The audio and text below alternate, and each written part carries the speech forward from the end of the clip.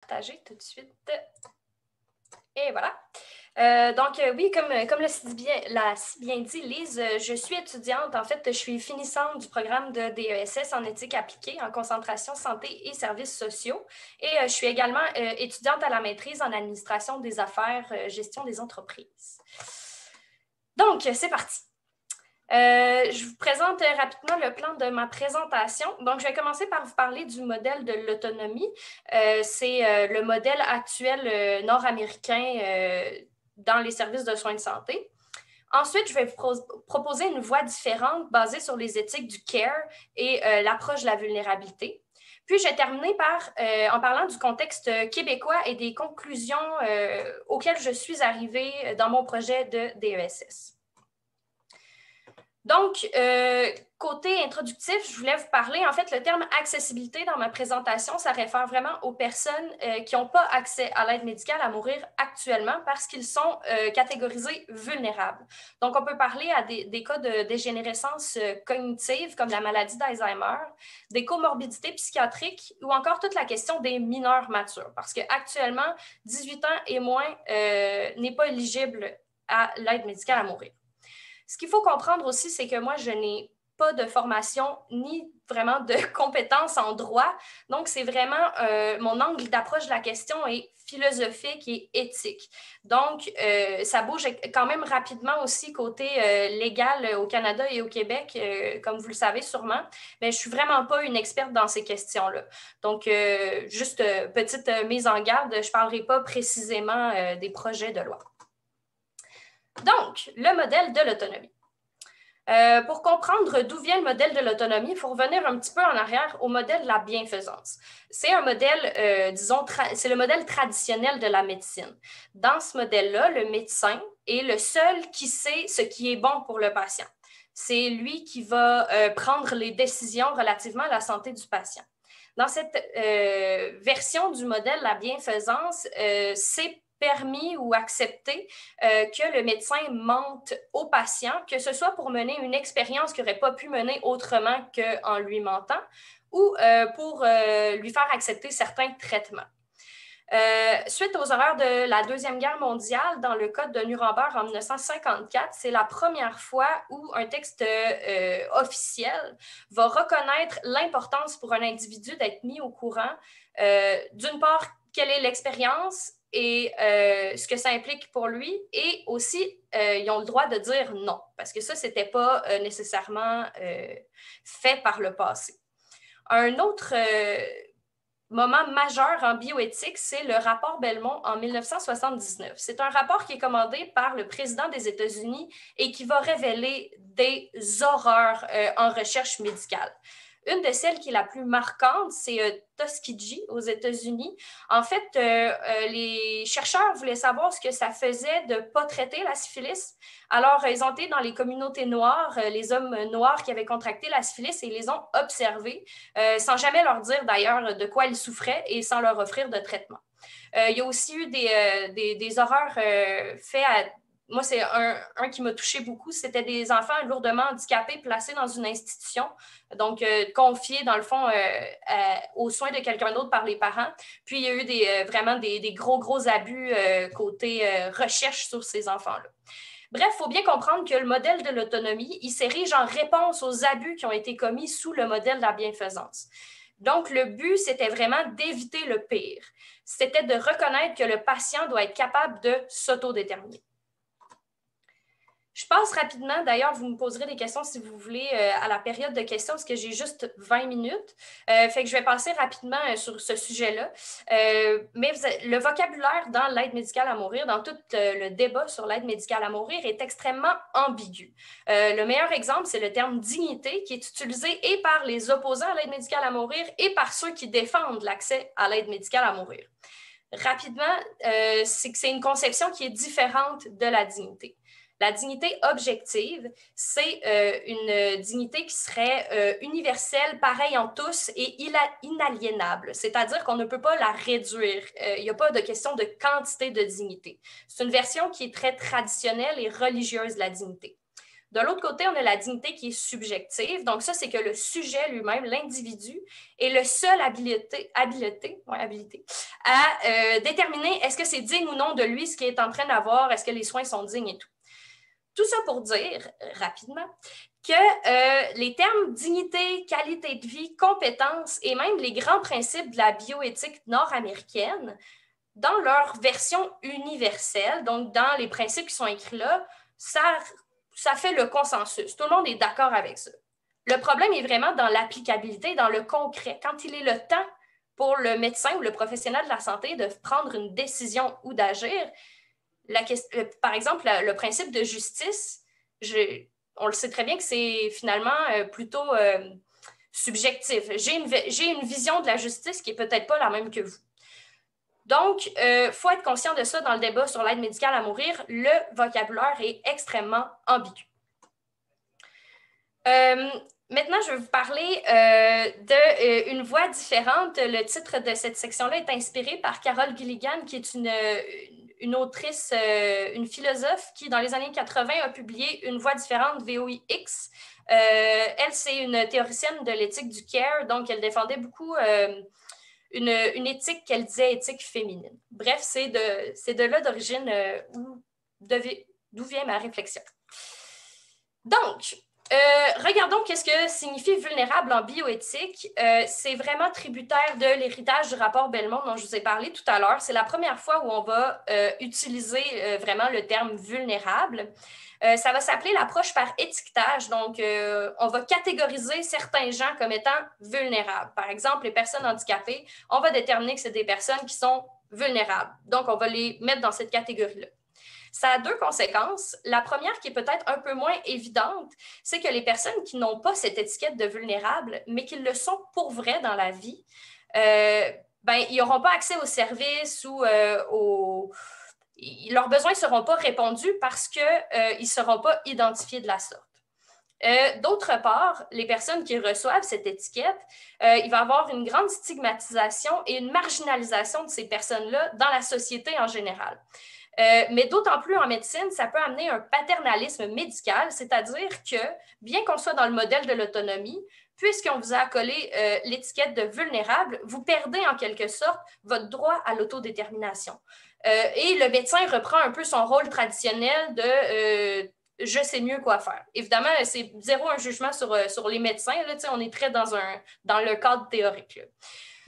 Finalement, cette perspective de la vulnérabilité comme une étiquette ou comme un paramètre strictement médical ou relatif à la personne, c'est que ça exclut d'autres perspectives qui sont très essentielles pour comprendre la vulnérabilité en soi et l'adresser complètement. Du côté de la philosophie de la tradition occidentale, la question de la vulnérabilité est très peu discutée. C'est tributaire, entre autres, de notre cher Descartes qui tenait tellement à séparer le corps et l'esprit. La tradition philosophique occidentale a continué dans cette lignée-là en toujours tassant les questions du corps. Le corps était vu comme source de contingence. Le corps ment, les sentiments, les ressentis, les affects, tout ça était source de non-vérité, en fait, pour la majorité des philosophes de la tradition occidentale. Il y en a quand même qui ont travaillé la question. Habermas, Levinas, Fichte, Ricoeur ont développé des théories qui se ressemblent relativement par rapport au fait que le visage ou la présence de l'autre, c'est ce qui fait que j'ai un devoir éthique ou moral envers les autres. Donc, c'est plus à travers cette question-là, cet angle-là qu'ils l'ont travaillé. Merleau-Ponty a fait une distinction très, très intéressante entre le corps vécu et le corps en tant qu'objet. Le corps en tant qu'objet, c'est ma main, c'est mon bras, c'est mon cœur, c'est mes organes, c'est mon corps en tant qu'objet. De l'autre côté, le corps qui est vécu, c'est mon corps en tant que je ressens les choses. C'est mes yeux qui voient, c'est moi qui m'entends, c'est la douleur que je ressens. Donc, c'est tout ce que moi, en tant qu'individu, je vais vivre parce que j'ai un corps. Merleau-Ponty dit on fait l'expérience de cette dualité du corps dans la souffrance. Parce que la souffrance, par rapport au corps-objet, elle est externe. Elle vient nuire au bien-être, elle vient débalancer la santé. Donc, elle est une atteinte au corps. Mais quand on pense du côté du corps vécu, la souffrance, elle est ressentie. La souffrance, c'est moi, ça fait partie de mon corps vécu. Donc, on peut voir qu'il y a une distinction quand même intéressante à faire de ce côté-là sur la vulnérabilité du corps, en fait, qui va être vraiment un élément essentiel dans la théorie de Martha Feynman que je vais vous présenter par la suite. Tout ça pour dire que la vulnérabilité, très peu discutée en philosophie occidentale. Dans nos contemporains, Hofmeister, Tenhav, c'est des auteurs un peu plus contemporains.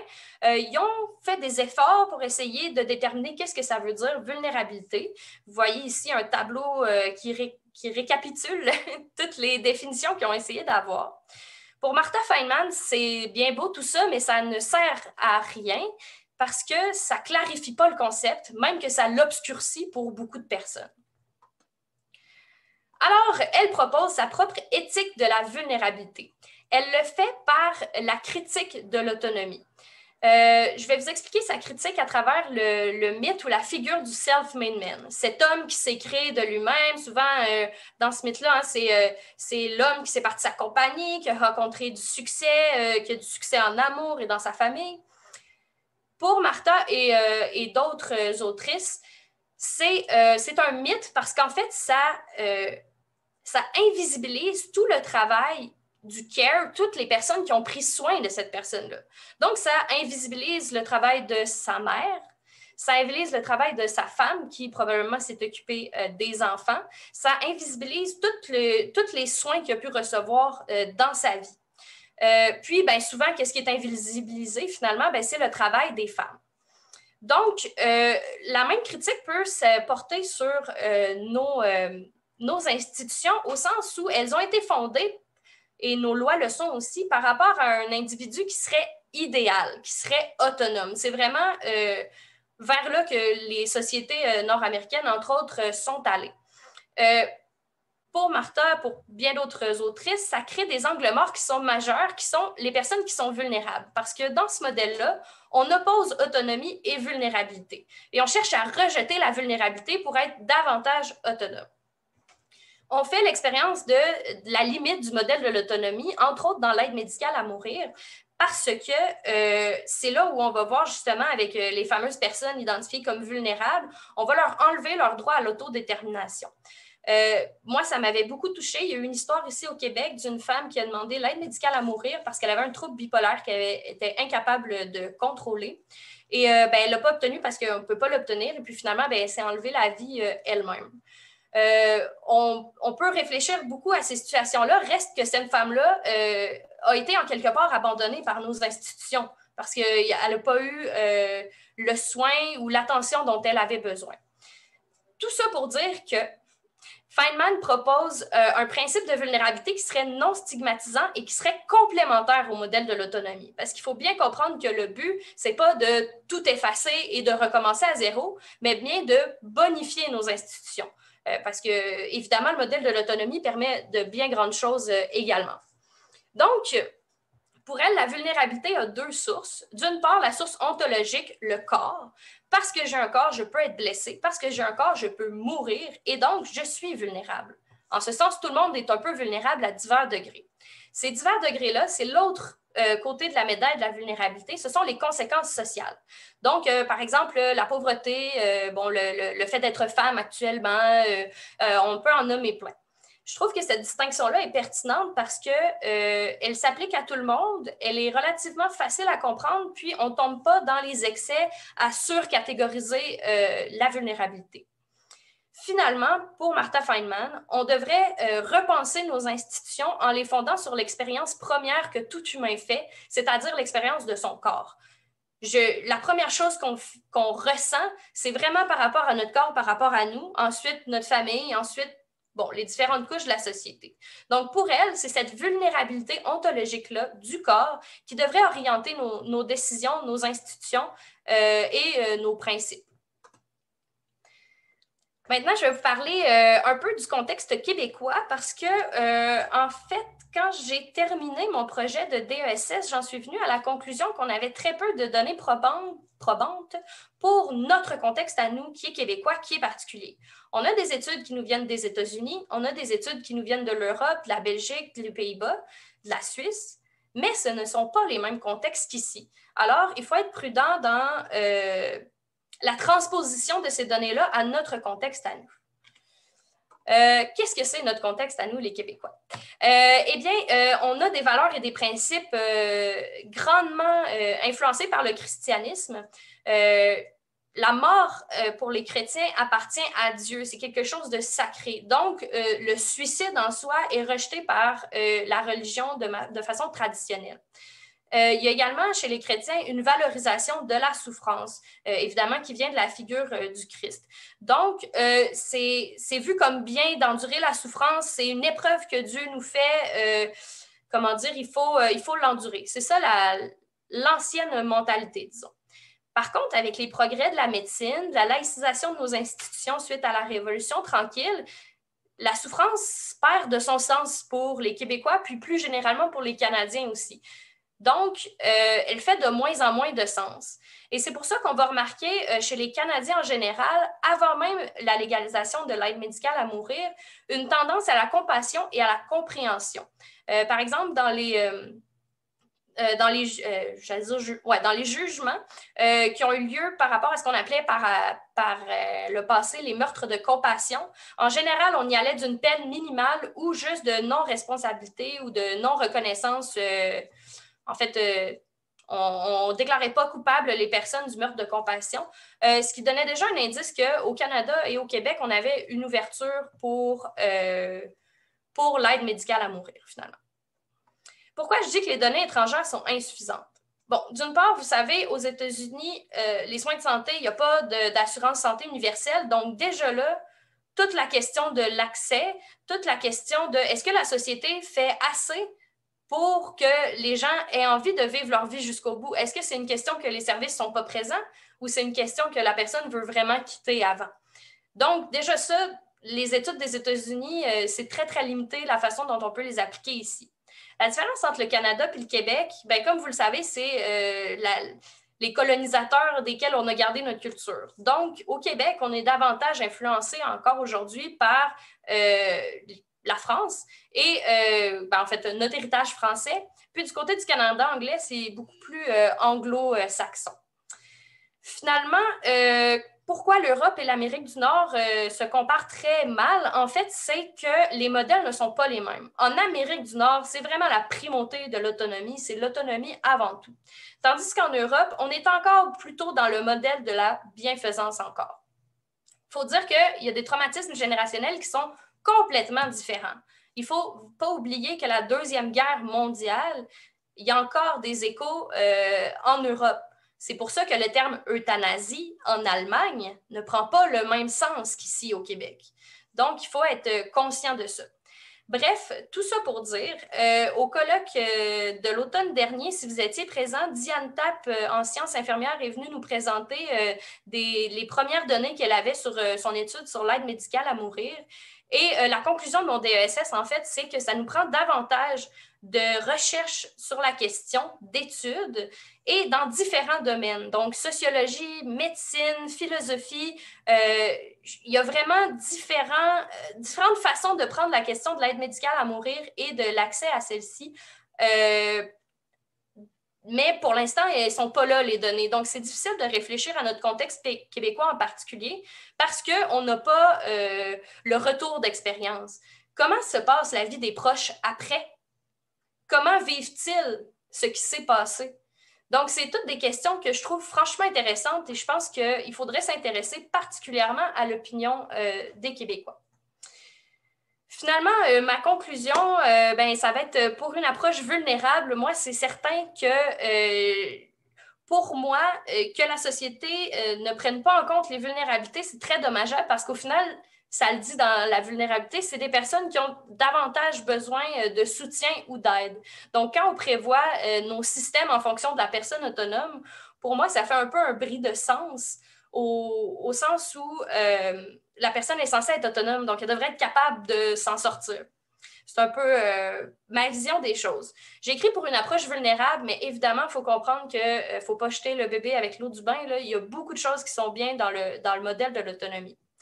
Je voulais conclure en vous présentant une illustration qui n'a pas vraiment rapport avec l'aide médicale à mourir, mais qui m'a personnellement beaucoup touchée. C'est une illustration qui rend hommage à Raphaël André, cet homme itinérant autochtone qui est décédé cet hiver au Québec parce qu'il se cachait de la police à cause du couvre-feu. Et la citation, je la trouvais très bonne pour conclure ma présentation. La grandeur d'une société se mesure par la façon dont elle traite les plus vulnérables. Pour moi, ça a beaucoup résonné parce que un de mes premiers cours au MBA, je me suis fait dire « Tu n'es jamais meilleur gestionnaire que ta moins bonne qualité ». C'est quelque chose dans lequel je crois beaucoup et je crois beaucoup qu'en prenant cette perspective, on peut s'améliorer puis on peut embarquer dans une démarche d'amélioration continue pour le bien de tous. Alors, c'est ce qui conclut ma présentation. Je vous ai laissé mon courriel si jamais vous voulez échanger avec moi en privé, me suggérer des auteurs, des pistes de réflexion. Je suis très ouverte à ça. Puis je peux également vous envoyer mon PowerPoint si vous voulez. Il contient, entre autres, ma liste de références du DSS. Donc, si le sujet vous intéresse, ce sont des suggestions de lecture que j'ai. Donc, voilà, merci pour votre écoute.